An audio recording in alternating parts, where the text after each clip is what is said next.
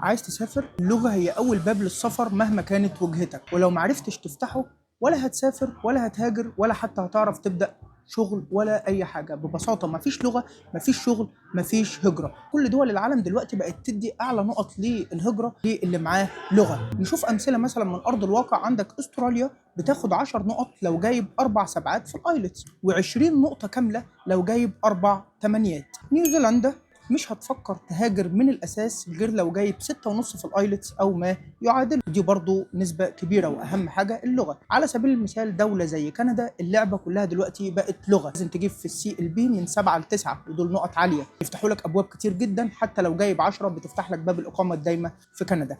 بريطانيا مثلا على سبيل المثال لو عاوز شغل او اقامه دايمه لازم انجليزي فعلي، مش كلمه انا بتكلم انجليزي او بحب الانجليزي. نيجي لالمانيا البلد اللي انا عايش فيها، في الماني في شغل، مفيش الماني مفيش شغل، خصوصا في القطاع الطبي. الفرنسا مثلا على سبيل المثال الفرنساوي مش رفاهيه، الفرنساوي عاوز مستوى عالي عشان تمشي في الاوراق والهجره والشغل والاقامه الدايمه هناك. ايه اهم اللغات اللي فعلا تفتح لك باب الهجره وابواب كتير قوي للهجره؟ عندك على سبيل المثال استراليا. مفتاح استراليا وكندا ونيوزيلندا وامريكا وبريطانيا وايرلندا وهولندا وسنغافوره الانجليش. الانجليش اهم لغه في العالم للهجره حتى لو مسافر سياحه. عندك الالماني ودي لغه قويه جدا، بيفتح لك المانيا والنمسا وسويسرا.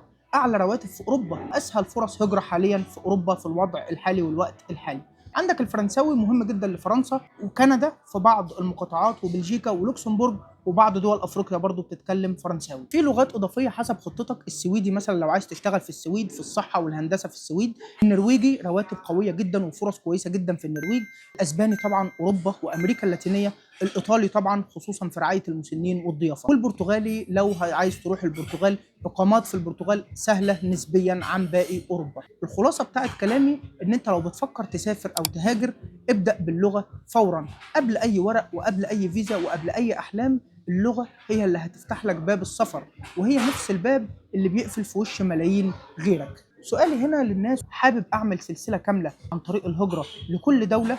قول لي في الكومنتات ابدا بانهي بلد، انهي دوله معينه في بالك. قول لي تحت في الكومنتات وانا اعمل لك فيديو مخصوص. ما تنساش تعمل شير للفيديو ده، اعمل حفظ ليه علشان يفيدك قدام ان شاء الله. كل التوفيق والدعم ليكم، وما تنساش تعمل فولو علشان تستفاد من الجاي ان شاء الله.